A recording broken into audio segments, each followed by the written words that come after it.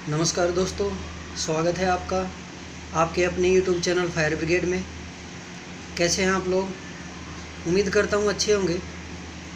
तो दोस्तों, आज का हमारा टॉपिक रहेगा एक्सप्लोजिव रेंज। आप लोगों ने सुना होगा कि एलईएल, अगर किसी चीज़ का एलईएल 5 है और यूएल 17 है तो एलईएल के बाद आग लग जाएगी। और एलईएल यूएल सब लोग जानते हैं। क्या आपने आपको कभी ये फील हुआ कि हम ये भी जाने कि एलईएल के बाद तो आग लगती है, लेकिन एलईएल से पहले क्यों नहीं लगती और यूएल के बाद क्यों नहीं लगती, उसके बीच में ही क्यों लगती है? तो ये कि इम्पोर्टेंट टॉपिक है आज। आइए इसके बारे में जानते हैं। तो दोस्तों, ये जो आप देख रहे हैं स्क्रीन पे, ये एक हमने मापक बनाया है कि अगर किसी भी पदार्थ का एलईएल हम क्या मानते हैं, 0 to 100, ये इसका यहाँ से यहाँ तक का रेंज है। और मान लिया हम मीथेन का ले लेते हैं। मीथेन का एलईएल जो होता है वो 5 होता है, 5%।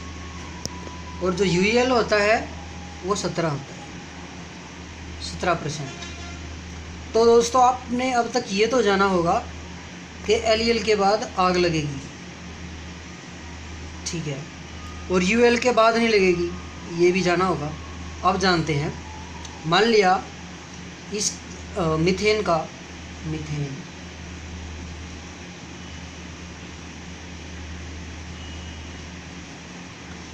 एलईएल 5 है और यूएल 17 है।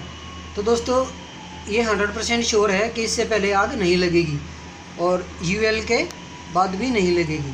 अब क्यों नहीं लगेगी ये जानेंगे। यहाँ पे इसलिए नहीं लगती क्योंकि आग लगने के लिए ऑक्सीजन की 16% की ज़रूरत होती है। 15 में आग लग भी सकती है और नहीं भी, लेकिन जब 16 पे रीच कर गई तो 100% आग लगेगी। ये कन्फर्म है कि 16% पे आग लगेगी। तो हमने ये भी जाना था और ये भी जाना था कि आग लगने के लिए 3 चीज़ों की ज़रूरत है: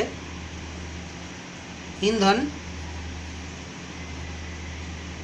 ऑक्सीजन और हीट, यानी ताप। ऑक्सीजन 16% की ज़रूरत होती है और हीट हर पदार्थ का अलग अलग होता है। जैसे हमने इसको 16% माना तो इसको 10% या 50% ऐसा कोई फिक्स नहीं होता। तो हीट की ज़रूरत है और ईंधन की। ईंधन हर किसी को बना लेता है, आग ईंधन हर किसी को बना लेता है। तो यहाँ पे क्या रहता है, जो ऑक्सीजन की मात्रा है इन्वायरमेंट में वो 16% है, यहाँ पे 0 से 5 के बीच में।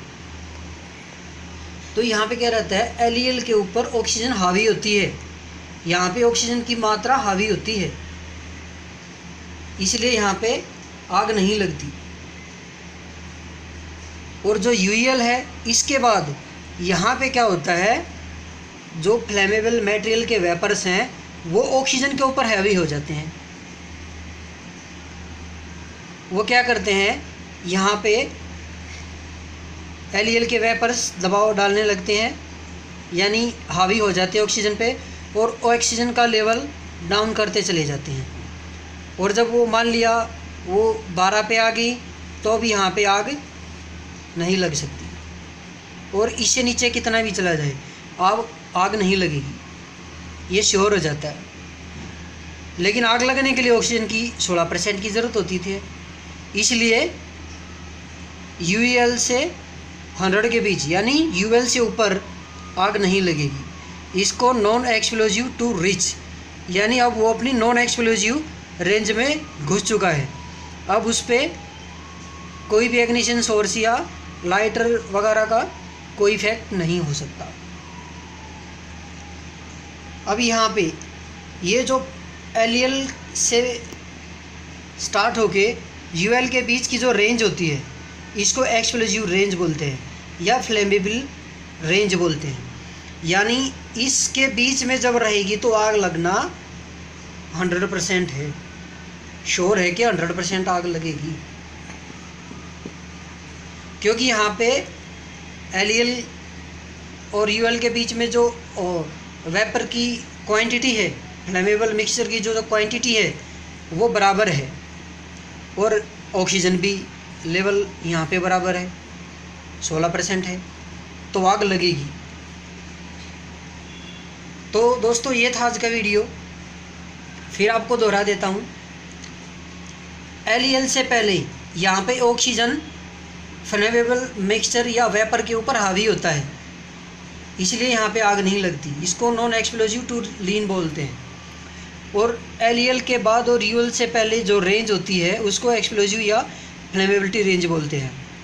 और जब एलईएल से ऊपर, रेंज से ऊपर जब चला जाता है तो उसको नॉन एक्सप्लोजिव टू रिच बोलते हैं, क्योंकि यहाँ पे ऑक्सीजन के ऊपर वेपर, जो फ्लेमेबल वेपर हैं वो इसके ऊपर हावी होते हैं, तो इसलिए यहाँ पे आग नहीं लगती।